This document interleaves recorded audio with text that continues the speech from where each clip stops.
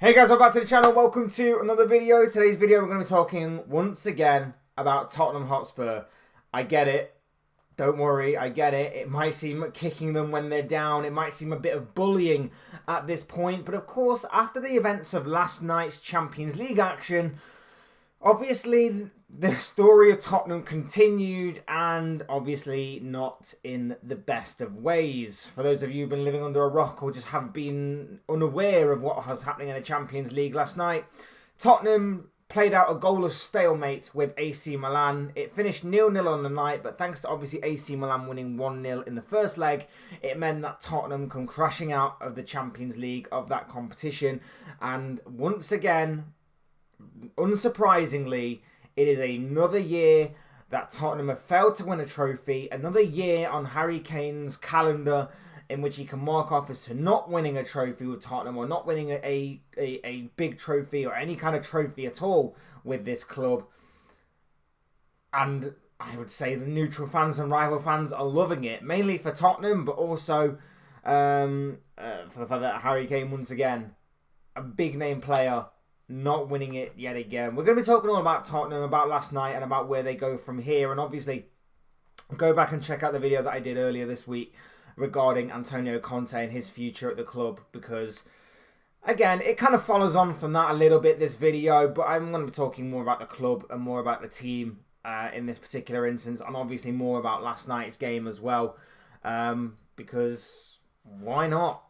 Why not talk about it? There's obviously some big talking points to talk about with this subject and to pick apart, so we're going to be doing all of that. But before we go any further, I would like to remind you all to please like the video and also subscribe if you're new. Both things are always incredibly greatly appreciated. But for now, let's talk Tottenham. Let's talk about last night, because last night, like I say, a lot of rival fans and a lot of neutral fans were absolutely loving it. And I guess the reason why is sort of for the reason that I've said for a while about this Tottenham side, or what I've come to realise, I guess you'd say, from this Tottenham side, is that it's not necessarily the side or the team itself, it's more the fans. I think I've alluded to this before in previous videos I've done about Tottenham. They have a good transfer window, or a seemingly good transfer window, in which there's a lot of optimism, there's a lot of excitement around the players that they bring in. Tottenham fans start bigging themselves up. Tottenham fans start going, we could do this season. We could do this. We could do this. And it's all right to have those goals and that optimism, because let's face it, we've seen numerous times in the past where an underdog has gone on to achieve incredible and extraordinary things. You only have to look back as far back as Leicester winning the Premier League. But obviously Tottenham aren't that team. Tottenham aren't that club. And we have to go through this every year with Tottenham fans, in the sense that they big themselves up, they give themselves a lot of hope and expectation to live up to, mainly off the back of a good transfer window, hence why this one, or last summer's, was seen as big for Tottenham. It was seen as that. They obviously had Antonio Conte at the helm. They had a joint Golden Boot winner in Son, ready to fire again this season. They obviously had Harry Kane there as well, ready to once again refocus on his Tottenham career. Dejan Kulusevski had settled down very well in that Tottenham squad. Christian Romero was seen as the best centre-back since Maldini. Best defender since Maldini. It's failed. And last night, everything that I've just talked about there all came together as one giant failure. Last night was incredible to watch. Last night was maybe not incredible in terms of excitement and action, because it was one of the most boring games I think I've seen in the Champions League for a long time. But it was poor from Tottenham's point of view. It was an AC Milan side that basically went away from home and said, we'll sit back, we'll try and counter with the pace of like Rafael Leao on the break, and we'll see what happens. And Tottenham just were boring, passive, all over the place defensively whenever AC Milan did attack. And let's face it, if AC Milan had been a bit more clinical in the final third, Milan could have won it on the night. Milan could have definitely put Tottenham to the sword even more on that night, but they just weren't clinical enough in the final third. Tottenham's defence was all over the place. Tottenham were poor. They failed to really penetrate that AC Milan backline. Their only real attempt on goal came in the final seconds of the game from Harry Kane, a free kick, his header, brilliant save by the AC Milan goalkeeper. But at the same time, it was just not good enough from Tottenham. And even then, AC Milan, after that attack, went down the other end and almost scored themselves. Divock Origi hit the post and had a bit of flashback to the Champions League final of Origi putting his team 2-0 in front, which would have really rubbed salt into the wounds for Tottenham. But no, it was poor. It was poor, boring. And the individual players, like I say, have been shocking. Son, his form completely gone out the window. I don't know. I don't even recognise Son anymore. Like he was always someone that I admired playing for another club that's not my own. Always admired. I don't even recognise that guy anymore. I don't know what has happened to him. I don't know whether it's a system thing. I don't know whether it's a player thing, that he's playing with the wrong kind of person behind him or in front of him or to the side of him or whatever it is. But his decision making is gone. His confidence is shot. I don't recognise that player anymore that was one of the best or the best winger in the Premier League for a number of years. Harry Kane, another big game in which Harry Kane has failed to turn up for. The best players, the biggest players, turn up for these big games and they drag your team through it to the best of their ability. Apart from that one chance last night, I forgot Harry Kane was even on that pitch. And maybe that's not necessarily down to Kane. Maybe it's more to do with the players that are around him. But even so, those players are still capable of beating an AC Milan team that are in Serie A of all leagues. And with all due respect, aren't the best. It's not like you're playing a Real Madrid or a Bayern Munich in this tournament. You're playing AC Milan, a team that theoretically should be at least on par with this Spurs side. In terms of ability, in terms of quality, in terms of what they possess. At the very least. So, I don't know. Kulusevski, virtually non-existent in that game. The midfield battle was hit and miss by both teams, really. Christian Romero, Jesus Christ. Right. He has the makings to one day be a great centre-back. I hear it from Tottenham fans a lot that Romero is brilliant. Romero is an upgrade. And yes, to an extent, Romero is an upgrade on what Tottenham have. But Jesus Christ, your defence already consists of Davinson Sanchez and Eric Dyer. And I'm just sort of like, anything is an upgrade on that. Harry Maguire is pretty much an upgrade on those two.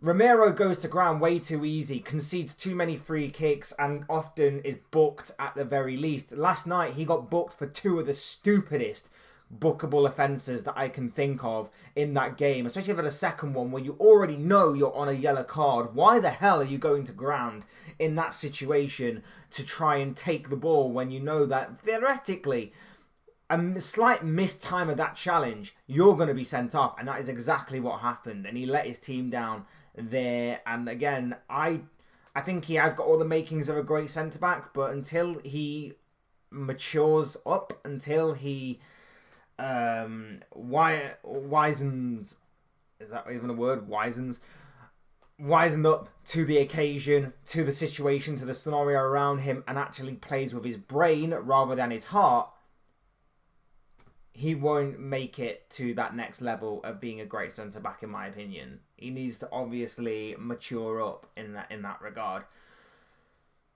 Conte got it wrong. Can't really argue with a starting 11 given what is out there. You maybe can argue that an out-of-form Son should have probably been replaced by, as much as I hate to say it, maybe a Richarlison or even Danjuma. And Danjuma didn't even get on the pitch. Why was the point of loaning Danjuma in for him not to be on the pitch at all? And to make matters worse for Danjuma, Conte got it wrong even more, because whilst the scoreline was only one goal away from Tottenham at least taking it through to extra time, he subs out Kulusevski, an attacker, for Sanchez. You need a goal. You need a goal. And you sub off an attacking player for a defensive player. You might as well throw caution to the wind at that point and just gone, we'll deal with it in extra time if obviously it gets that far. Or we'll deal with it at 1-0 if it gets that far. Just go all-out attack.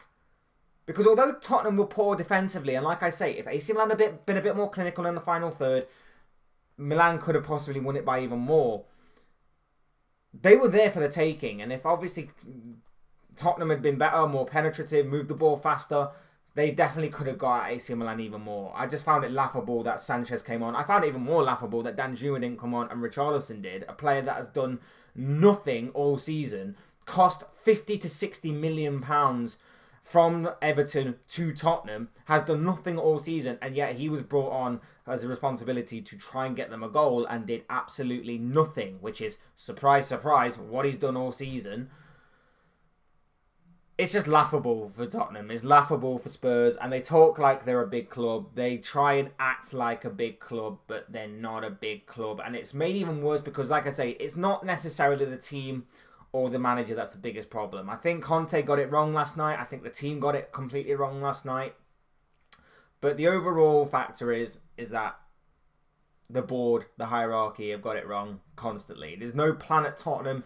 There's nothing at Tottenham that symbolises a sort of long-term vision or plan. It just seems to be, how much money can we really milk out of this stadium? How much can we use the stadium for different events? Can we put on that Beyonce concert? Can we go and put on a boxing fight? Can we turn the track into a Mario Kart track? They seem pretty happy with doing all of that stuff. But if there's no substance to it, there's no trophies in the core the core process, the core of what that Tottenham Hotspur Stadium was meant to have in it, which was a football stadium with a football club that fans can be proud of and winning trophies. What is the point? And like I say, they talk a big game, the Tottenham fans, but when your club is being ran the way it is, it's laughable. And no one is taking you seriously. No one is taking Tottenham Hotspur seriously. And results like last night, where there was no fight, no confidence, no intensity to that was laughable. And like I say, throwing Davinson Sanchez on, taking off Kulusevski in the dying minutes of the game to try, when you need a goal, to at least take it to extra time. Did he think it was the first leg? Did he think it was the first leg and he was trying to keep the clean sheet to take into the next leg? I don't know what. I don't know. I don't know. It's laughable. Look, from this point forward, Tottenham only got top four to play for, and let's face it, with the way that they're playing, they're likely not to keep that spot. With the way that they're playing, the inconsistency levels, the hit and miss every single week of their big players, and the majority of their players at that, is laughable as well. I think Conte, as I mentioned earlier this week, keeps his job. I think he keeps it to the end of the season, and then Tottenham assess their options. There was obviously talk of Mauricio Pochettino coming back. Yep, Tottenham Hotspur go crawling back to their ex. That is just even more laughable and even more comical, because I'm not saying Pochettino was a bad manager. He made Tottenham look good. He made Tottenham play some great football. He obviously got Tottenham to a certain point, but couldn't quite get them over the line in terms of winning a trophy. They say never to go back, because it won't be as good the second time around as it was the first time. I feel like that will happen again. I feel like there's bigger problems at that club since obviously Pochettino left that he's going to have to sort out. There's a lot of dead wood there that he needs to clear out. There's a lot of wood from even when he was there previously that he will need to sort out. I don't think that would necessarily work. It is a massive project, and of course Pochettino is more of a project manager in that respect, in that regard. So it could work in that respect, but at the same time, I just don't see it working out a second time around. Plus, he'll only get them back to that certain point again, and then it's about whether Tottenham will make the right decision or not, pull the trigger, bring someone else in who's a better manager that can get them to that next stage, or whether they just go through that same cycle again. Obviously, my opinion on it is that Conte leaves at the end of the season and they get Simeone. That's still my kind of prediction going forward. My kind of bold prediction going forward is that Simeone does come in at the end of the season. But yeah, last night was laughable. Going forward now, no more trophy talk. Only top four talk for Tottenham. Whether they get there or not remains to be seen. I don't think they will, based on their performances and based on the trajectory of those performances. It's poor for Antonio Conte, a worse combination in the Champions League last night. Antonio Conte, as good as he is domestically, is nowhere near as good as he is in the Champions League or in any kind of European football. It's very poor in his part, so that was obviously a combination that was never going to work out. Another year in which Harry Kane remains trophyless. I said it before, I'll say it again. This summer is his last chance. This summer is his last chance to jump ship from Tottenham and maybe get some sort of trophy on his record so that he isn't going to go down as a player that scored plenty of goals, broke numerous goal-scoring records, but never won a single trophy. Only has runners-up medals in his cabinet to show for a career that, whilst individually would have been incredible, as a team, in a team sport, was extremely poor and pathetic, really. This is his final chance. This is his final chance. And I think that obviously with Conte leaving, that could sway him to also try and leave this summer. Where will he go? The two only options out there, I think, are Chelsea and Manchester United, because I think he'll want to stay in the Premier League to try and break Alan Shearer's goal-scoring record. Chelsea would be perfect. They are in desperate need of a striker, but will he make that kind of that leap over that kind of fierce rivalry boundary between Tottenham and Chelsea? I don't think he will. Manchester United would also be perfect. We see what Weghorst is doing with Manchester United right now, and I think that obviously that is kind of the way that Erik ten Hag wants to play and wants his striker to play, and I think Kane can obviously fit that role perfectly. He is obviously and clearly a better player than Weghorst in terms of his passing and shooting and hold-up play and everything else that goes along with that. I think he'd be perfect in that kind of Weghorst role as a much bigger and better upgrade in terms of him. So that would be perfect for him as well. I think Weghorst is just a placeholder. Maybe for Kane. Maybe they'll go hard for Kane in the summer, depending on obviously what Kane decides to do. But yeah, like I say, this is his last chance. This is Kane's last chance to really jump ship. Conte leaves at the end of the season, and from there, Tottenham need a massive rebuild. Take the money you get from Kane, maybe even cash in on Son as well, and just rebuild entirely that squad, because it is in need of a rebuild. It needs ripping out, rebuilding, and Tottenham fans need to stay in their lane as well. Tottenham fans need to stay in their lane in terms of trying to act like a big club when you're a bit of a joke of a club. I don't mean to sound entirely at all disrespectful, but when I get Tottenham fans talking about how great they are, how they've got this player and that player and this player and that player and how great they are, when your club is run as badly as what you are, when your club is more focused on things off the pitch than on the pitch, when you've got players that are costing millions but not performing, don't even try and talk to bigger and better teams, because it's not great. Yes, Liverpool haven't had a great season, but at least I can say we won plenty of cups during my lifetime than in yours. You might be in the top 4 race right now, but projected-wise, I don't think you'll stay there. We'll have to wait and see, obviously, how the season unfolds. But it was another poor night for Tottenham last night. Another incredible defeat. Another incredible moment in Tottenham's history, shall we say, for all the wrong reasons. But of course, as I always say, these are just the thoughts, comments, opinions, predictions, feelings, whatever you want to call it. This guy, I want to know what you guys think. What do you make of Tottenham's season so far? Tottenham's game last night against AC Milan, the Antonio Conte situation, Harry Kane's future, all of that good stuff I'm sure will make for interesting reading down below in the comment section. All your thoughts, comments, opinions, predictions, feelings, whatever you want to call it, down below in the comment section, what will make for interesting reading, I'm sure. Otherwise, hit that like button on the way up. Enjoy the video. Subscribe if you're new or want to see more content like this. Both things always and forever greatly appreciated. And as always, thank you all so much for watching and listening. I've been Fletch. This has been another Fletch Talks video, and I'll see you all again soon in another video.